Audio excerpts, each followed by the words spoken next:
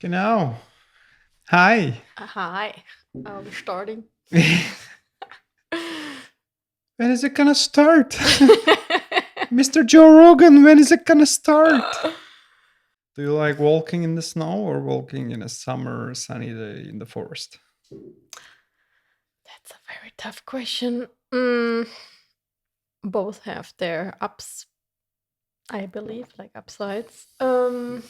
I think at the moment it's nice that we have some snow in winter, which rarely happens. Yeah. It's a bit cold, but I love the sound of the snow under the shoes. Exactly. It's close to that. What do you prefer? Um I think snow is cool. Yeah. It makes you feel like it's white and there's this calm thing going on, Mm. as well as it's like harsh a bit. So you feel like a little more nature, hardcore stuff. In summer, it's a more positive, flowery feeling, I think, Mm. which is fine. But it's not like the hardcore winter stuff, I think. Yeah. No, I that's prefer true. the hardcore stuff. It's good. Hardcore. Hardcore stuff is good. That's funny. What makes you happy at the moment? Uh, the lockdown? No, that's Okay. lockdown is amazing. It's just fabulous. Fabulous. Um, no, it's the work stuff that we do. We do some new audio tech plugins and stuff, which is exciting. That gets me excited. You said happy? Hmm. Yeah, happy is intrinsic for me somehow. So I would say family is a big source of happiness. The the kid, but also it's like a little decision that you make inside, that you say, okay, this is like today is it's good day, and I feel good. I think that's like every day you make that decision. Some days it's harder to make that decision. Sometimes there's reasons for some days to be harder to make these decisions, but some days it's just you're like downer somehow. There's less energy for you, I would say.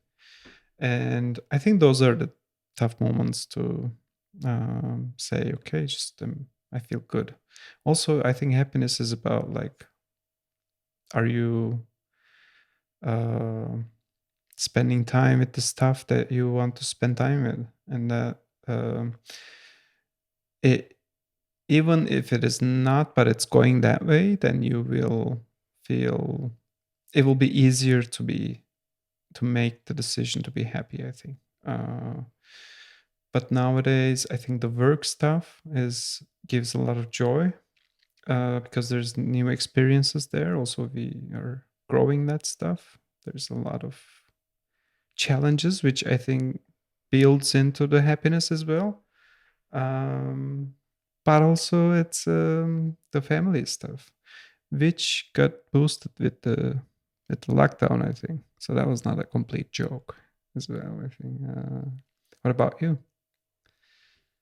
I think you touched upon a lot of stuff. I think happiness is actually a very big concept when you think about it. And I believe it's true what you're saying. You're making a choice to be happy every day or in different moments in the day where you could choose to become angry. You can also choose to stay happy if you're really aware and good about these things. And it's hard to understand that. I also think that, of course, like family is a big, big thing, and the work that we're doing. And I'm happy that it's kind of progressing as well. So Yeah. it's not stagnant. Yeah. And these kind of challenges that you overcome, I think a lot of the happiness I feel has to do with growing and learning stuff and kind of knowing more one day later Yeah. compared to yesterday. So that has a lot to do with my happiness as well. And then there's just very little things every day that make me happy, which are, for example, these flowers make me happy. Yeah. Or flowers are nice, no? yeah, Yeah. like spending time outside in nature, like we did this morning, spending time with you. Also spending time with you alone, which is a rare opportunity. Yeah, the kids are tough. The kids are. I mean, we have one, but it feels like kids still. So kids Yes. play a role in all of this. Yeah, Of course. Yeah. What's that relationship with the kids' relationship with happiness? How do you define that? How do you see it?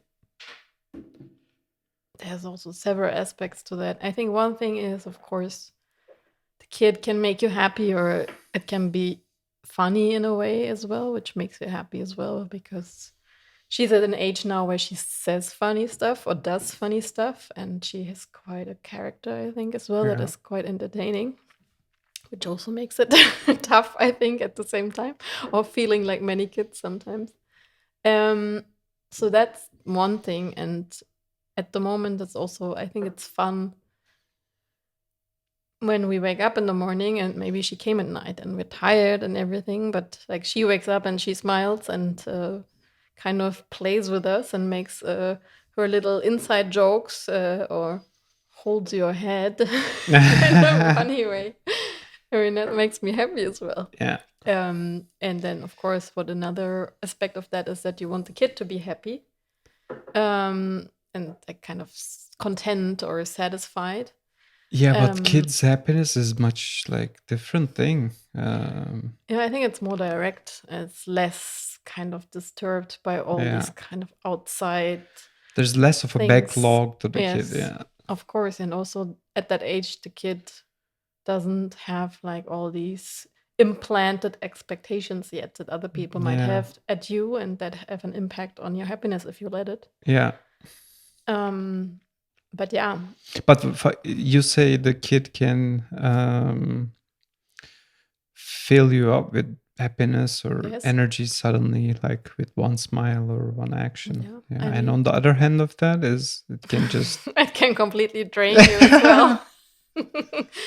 Yeah. I think I'm trying to like work on not getting too much down that drain. Yeah. So, for example, if she does something that is annoying, which happens almost every day, of course, in a way or another, and then I try to not get caught up too much in it, and that works some days better and some days less. What do you mean by not caught up? Yeah, I think like sometimes the stuff kind of adds up. Yeah. So like she does one thing, then the second thing, then the third thing, then she's whiny, then she's spilling something, then she is drawing on the wall, whatever. So this is like it's just it can build up. It stacks up. Yes. Yeah. And I think it's good to kind of like not grow with that emotionally, but rather be like, so you gotta break the loop. Out. Yeah. Snap out. Otherwise, you will get angry and maybe shout or like be impatient. And I mean, she's still at an age where she's not intentionally trying to annoy us, I believe. I feel sometimes that way. But I think actually no. Most of the time, no. I think, yeah. And of course, she wants to be loved. And like if you snap at her, then she will be unhappy. And you can see that immediately in her face when you're a bit like, don't do that. She is affected by that, right? Yeah. And I think it's still fair to say that she shouldn't do it, but like the tone, how you react and how sharply you react has an impact on her. And that's something that I also wrote about in this blog post, where you have to decide in a way how you want to spend your time. And if Yeah, you yeah. really want to spend your time being angry at a 3-year-old, for Yeah. example, and be upset with her, which of course impacts her badly at the same time as well. Or if you try to get over that kind of bump, let's say, relatively quickly and snap back to be okay. What determines getting out of that bubble of emotions, you think? It's like taking a break. Like you get on a different level. You try to be it sounds a bit weird, but try to be outside of your body for a second. Okay, yeah. I But think it's kind of like awareness. it's awareness, Yeah. yes. And yeah, you have to understand that moment as something that is just like a outside, or like if you look at that from outside a bit, Yeah. that's what I'm trying to do. It can be even funny. Like it can be funny that she spills something in a stupid way. Yeah. Then also it's not that important. I think that's another thing. Yeah, Like yeah. how important is that really? Yeah, and also funnily enough, these things that stack up, you just lose yourself at a very little thing generally, Yeah. because it's just like in the limit, and you're like, I don't know, she drops a pen or something, and you're like, I'm done. Let's get us done. We're done with this. I'm gonna sell you on eBay, and that kind of stuff happens. Yeah. Yes. But I think we do good mostly. We just don't go there mostly. Yes. Yeah. We try. Yeah. I think that's the important part, that you try, and of course we're human beings, and nobody can be like in control 100% of the Yeah, time. But sure. I think we're not super bad at that. No, But yeah. it's still But she's a pushing as well. Yeah. learning So, thing. yeah. And also just being patient is something that you practice a lot with having a small child. Because there's so many things that she cannot do fast yet, or that she doesn't understand or doesn't want to do. Yeah. Like if you tell her to tidy up, she's most likely not in favor of that. But then You have to create like a game. Yeah. Yeah. She's very much into the gamification of things. I think we are as well somehow. So it's like interesting. When you put it as a game, she suddenly becomes organized and gets her cells going, and then starts doing it, feels good about it. It's all comes together. Yes, it's a different But way of looking yeah, at it. but I think if you want to gamify it, you also have to be aware first. But sometimes when she doesn't do it, you're just like worked up already, so you lose your awareness a bit, and then you're like, okay, like Map.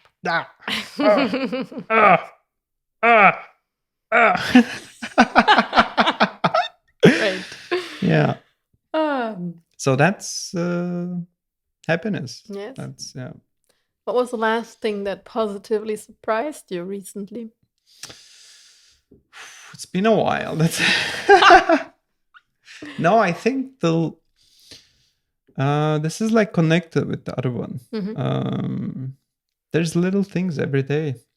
You have to look for them, but there's like, it's every day, and I think the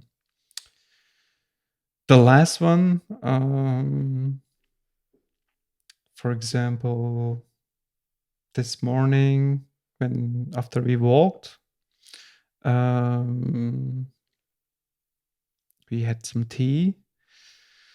That was like a little moment that created some warmness. But if you ask like a bigger surprise, Proper surprise. yeah, proper surprise. That's I would say, yeah, the probably work-wise, the new tech stuff we released in January, that was the best release we ever had in the history of the website, and that's like a few times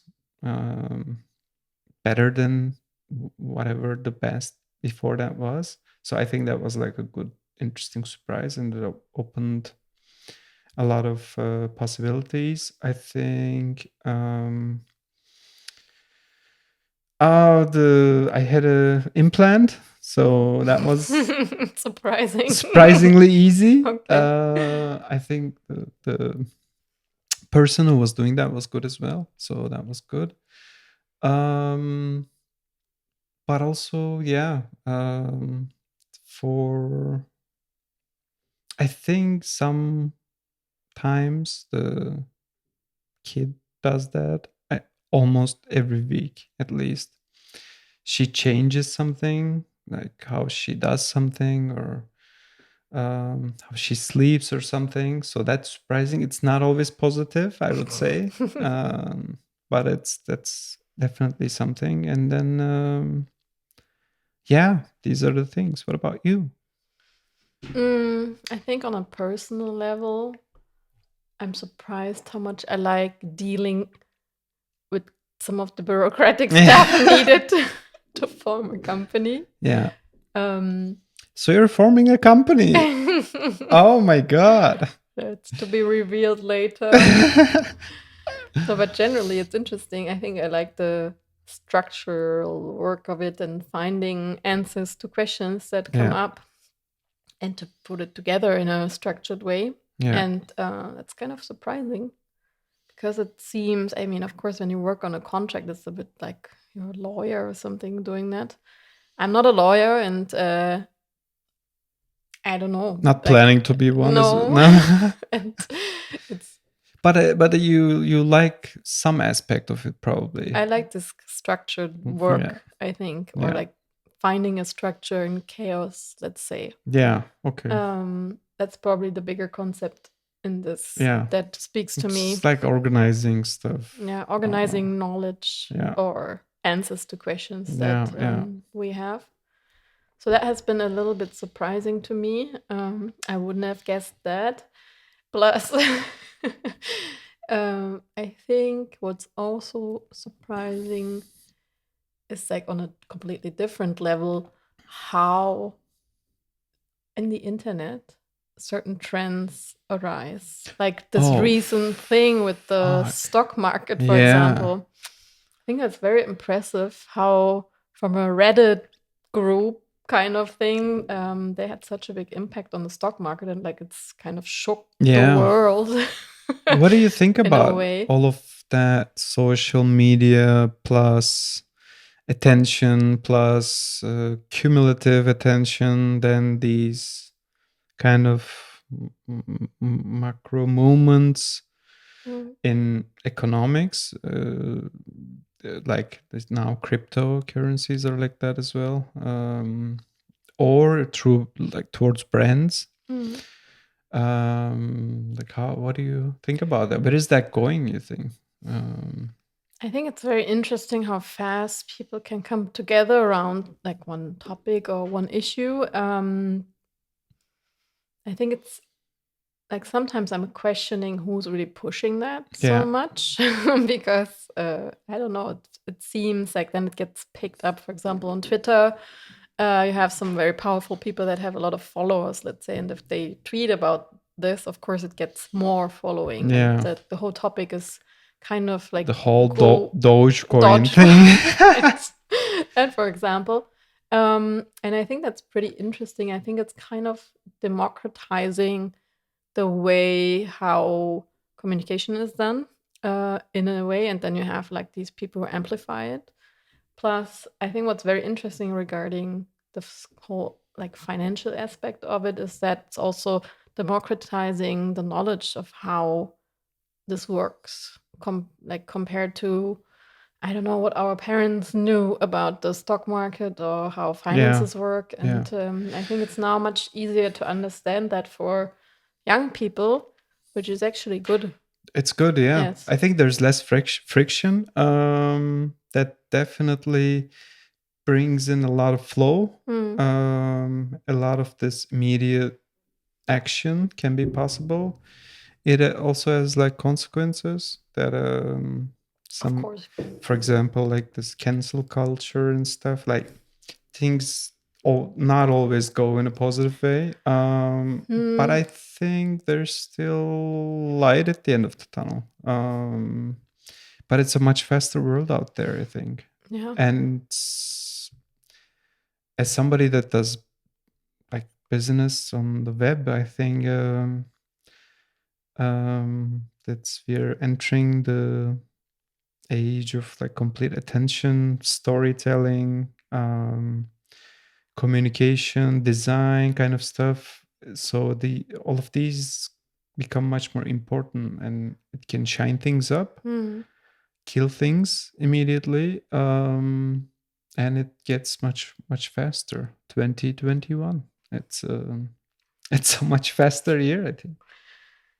Yeah, I think that also kind of the pandemic situation kind of accelerates that because people have more time to spend Yeah. online, let's say, Yeah. because they're looking for experiences that they cannot have maybe at the moment outside Yeah. or with other people. So they're connecting there more often, and they might spend more time, like for the good and the bad, Yeah. online. Yeah, but yeah, with all of these topics that kind of rise up in these circumstances, I think it's like a balloon. Like balloons can become like nice and full and shiny, but if you blow too much, it bursts kind of Yeah. situation. Yeah. And yeah, I think it's pretty surprising the impact in the real world this has, as we were saying, like Yeah. with the currency stuff. Um, and yeah, I think these are the two biggest surprises recently. Yeah. And I think we will see more of that, like that there will be whole movements that have a huge impact on the real world relatively immediately. Yeah. Also, again, for the good and the bad, because we know the separation of people is happening, and some people become a little bit more crazy into one direction, and the others are more crazy in the other Yeah, there's direction. these All of that. islands of belief Mm. almost that doesn't see the other side. No. Yeah, because the internet or like let's say the services are currently built up to show you more of what you are interested in to keep you on. This feedback cycle thing. Yes. Yeah. The question is how this can be changed, like like from talking technology side in the future, so people get a more balanced picture of the world actually. Yeah, it feels like also people don't want that somehow. They're like, but if technology doesn't push that, at least the feedback cycle thing, it'll be much more healthy, I think. Yes. I mean, people have confirmation bias. Like they want to have confirmed what they believe. So it's Yeah. easy to kind of fall into these loopholes of things. And then you watch 3 YouTube videos that make you believe Yeah. that, I don't know, some people drink children's blood. And yeah, people believe that. And they get caught up They in these watched YouTube things. videos, so Yes, it's real research. yeah, it's Yeah, I think that's one of the issues with that as well, because people think they cannot trust the media anymore. And which there is might be understandable. reasons for Yeah, that. And then at the same time, they start to trust really questionable people. yeah, But I don't see that. I think what that tells you is that actually people want to trust someone or something. And that is something that, yeah, needs to be improved in the online world, let's say. yeah, yeah. I think we will definitely discover some new methods to spread information, look how all of these things work, and maybe separate it a bit from ads and all of that. So at least you understand like what has really scientific or intrinsic value, and then what is like not, it's like not really true Mm. kind of stuff. But it's gonna be hard. Yes. Yeah. Yeah. um What are the key things in your life that you wish you had learned earlier? that is one hell of a question, man. Key things, and I wish I learned earlier a lot of stuff, I think. One of the things is that this false security thing, which is if you have like some degree, or if you have a certain job, it will keep you secure,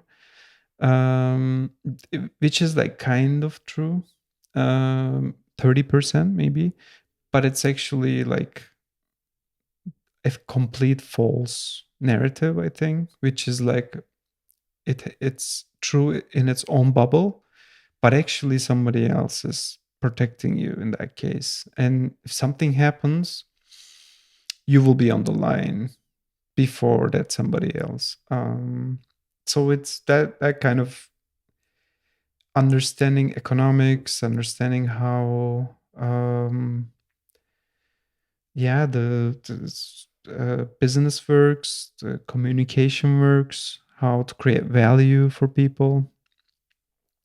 If I understood these while understanding math or sciences or history, I think that will be like game changing. But I discovered most of those by myself, trying stuff. So that's like one very important thing.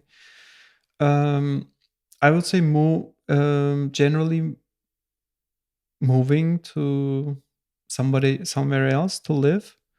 That's kind of a big thing. I had chances before when I was 18 as well. But now, after moving here in Berlin, I think it's you just learn a lot of new stuff. So I would say at the backbone of that idea, which is um, putting yourself into challenging situations, that will increase how fast you learn, as well as that will just reveal new stuff about you that you were maybe not even aware of that you can do, and you didn't think you can do. And I think the thing that teaches is you understand to go after those challenges instead of trying to avoid them. I think number one and number two, which is like this false bubble of education and then job security, which is kind of a health bubble. I think this combines with this idea of embracing challenges and instead of avoiding them, because then you see what's really happening, and instead of like avoiding what can be a little harder at first, but maybe a little truthful, and that will teach a lot of stuff to you, you can just deep dive into it, go ahead and just face it, um, understand why do you feel like that. And actually, just we talked about this, like after something happens, after you understand how you can incorporate a company, you understand that it's not so hard. It's hard here, like in in the your mind, mind. yeah. Yeah. And also moving to another country, it's, of course, there's a lot of change that's going to happen, and that happens, but it's not really that hard. Step by step, you can do that. And when you put it next to how much you grow through that challenges, that's the only way you can go forward. And other than that, yeah, I think some like other completely something else would be to love yourself first. And that's the only way that you can really show compassion for other people. Um, I would say that, yeah, I was such a nerd when I was growing up. So I didn't not love myself, but it was not obvious that I have to embrace who I am and what I like and just share it without any problems. And I think when I was small, that was harder. You feel like there's this stuff that you have to do or you have to be like a bit. This can be related with the family or culture in general that puts you into these certain buckets, or you see these certain buckets and you try to be one of them, or friends pressure you towards somewhere. But I think after that broke up and I realized like it's you can't have fun and do what you love and spend amazing time without being yourself and just letting it out there. And that starts with, I think, loving yourself first, because that gives a lot of energy to that. And that's the only way you can show that to somebody else, because then you understand, okay, somebody else has the same problem as well. So you understand showing compassion. Yeah, you can definitely build that relationship much better. So I think that would be much better. And generally, I would be very happy if there were, yeah, my family was super protective until, I don't know, well into my 20s. I would rather that be, yeah, they would push me into stuff so I can take responsibility earlier, I think. That will be like the fourth thing. But they did that because they were great people and they wanted the best, as most families want. But that, as a human being, that doesn't really help you, I think, to build stuff, to build a foundation that when things get hard, you can just depend on that foundation. I'm going on, but what about you? I think one of the things that you learn growing up that is super important to understand is that everybody has insecurities, and you were touching upon that, like when you were growing up, Yeah. thinking that it was harder to share who you are. And I think like you can get the false impression that some people are like extremely confident or have it all figured out. Nobody has really figured it out. Yeah. Like everybody's trying to do things or trying like to live their life in a good way, whatever that means exactly to them, or something that they have learned along the way, as you're also saying. And I think that's kind of a relief to finally understand, okay, everybody has the same issues. Everybody wants to, I don't know, like be loved or kind of popular in a certain sense. You want to have friends and people you can share time with and spend time with and have good experiences with. And I don't know, I think it took a while for me also to understand that like everybody is insecure. Nobody has figured it out really. And that's true for adults as well, by the way. Yes, they are just as unfigured it out as all of us and as the children, I think. They're just better at hiding it. Yeah, and I think also when you're a child, you usually look up to your parents in a way, if they're not complete morons, I guess. But I think also for a long time, and I think it's actually a good thing for a child, you have the feeling that your parents have a solution for every problem that might come along your way. If it's needed, like if you need their help, they will help you and they can find a solution to stuff. Of course, at some point you learn, probably in adolescence, that it's not true, and your parents also just people try to figure stuff out. Yeah, just winging it out. Yes, and I mean you see that in your own adult life. That I mean nobody's really like super. Okay, now I'm doing this, and this is how that works, or whatever. You have to kind of step by step get closer to understanding each of the things that you want to tackle. That's the normal thing, I believe.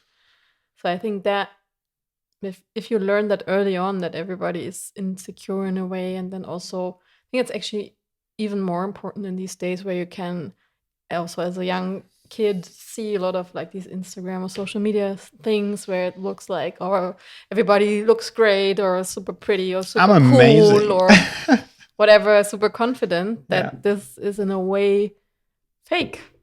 I mean, like these people have self-doubts as well, and they use filters to look great, or Photoshop or whatever, or makeup.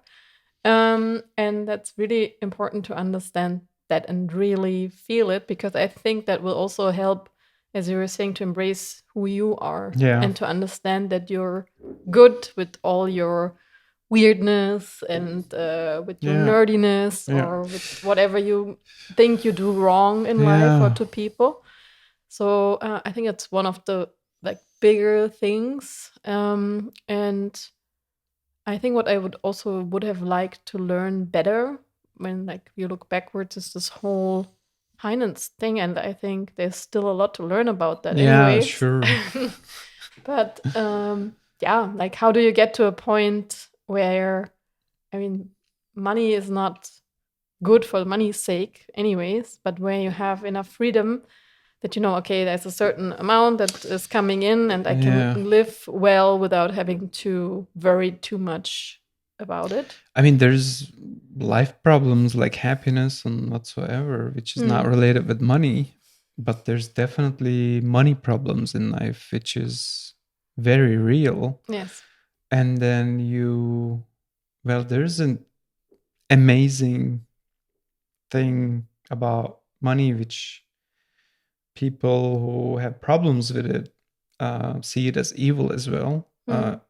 Instead of seeing it as like real, like it's a thing that's Yes. happening, it impacts your confidence, your emotion, everything in Your life. comfort, Yeah. whatever. And then we don't hear about it at all. When we grow up. Yeah, maybe your mom says like save a bit, whatever. Yeah. But it's like in school or the education that we planned for the kids have no idea what to teach them about finance, money, like what's a bank, why is there a bank? Yes. Like how does it all work? Yeah. And like if you ask 35-year-olds or 40-year-olds, most of them won't know it. They would be like, bank is the place I put my money. No. Like yeah, and yeah, go on. yes. So yeah, I think that's a very big topic overall that I think should be taught much better and much early on. And I think we're gonna do that with our kid in a different way and earlier, and like how business works as well. Yeah. Also, this whole idea, as you were saying, like there's this bubble or safety net idea that you have to have a good education, then you get a good job, and then you kind of save and you work for 40 years or 50 years, and then you're going to be whatever happy because you have time finally, but you're also old. I mean, that doesn't make so much sense, but that's a narrative. That's a narrative that like our parents have done, and their parents might have told them to do it that way and also tried to teach us in that way. And it completely overlooks the fact that a lot of people living this life are not happy or like not really satisfied, fulfilled. They dread their work. Like they dread to go there every day and face these people that they have to work with. And I mean, if they're lucky, they have a job that they like, and that kind of gives them some satisfaction. But still, there's never this understanding that you're giving yourself in the hands of somebody else. And yeah, that's something that is also not taught or that you cannot learn easily. No, yeah. When I was growing up, it was not even an option not to be like that. Yeah. So that's, I think, frustrating not to know what I'm doing right now, that it can be doable. Yeah. Like self-employment. I mean, I think like my parents still think about people who are self-employed in general. Like there's this idea in their heads that self-employed people have to work a lot and they're super like insecure with the money, and you never know what happens to their business and stuff like that. I'm like, yeah, but you also never know what happens to your job. I mean, yeah, that's like that's the false bubble there. Yes. They are just thinking that it's more safe, or but the problem is in one of them you have more control over what happens, and in the other one you really don't. But they don't understand it that way. That's an interesting thing as well. They don't. I mean, they don't even think about that. Most people, they don't see it as an option to build some like make stuff. what's fascinating for me on this topic is there's millions of stuff that we use. When you go to the supermarket, there's hundreds of thousands of stuff in it, and you just learn like where do they come from? Like somebody makes them, Yes. and we accept that everything in our life is just something you buy with the money that you earn from a job. Yes. Is just crazy. Also, we killed our creativity, or let's say society's creativity, with putting them into these boxes. And they like when you look at the kids, look at our kid, like super open with ideas. She wants to make stuff all the time. She's very lively, very lifelike, I would say. If you look at nature, it's like that. Like things happen, things clash. It's there's a lot of stuff going on, and the job bubble is not like that. One additional idea about this, I think, is this is not also going to continue like that, because now you can't just learn something and expect it to give you a career for 40 years. Now you will need to constantly Update learn yourself, stuff. Yeah. And probably some stuff will disappear in 5 years, 7 years. So this idea that I get this thing and I do it, for some tasks it can be, and but for most stuff I think this will evolve. But also, yeah, the happiness and all of that fulfillment, it's kind of frustrating. But yeah, it's come on, people, come on, man.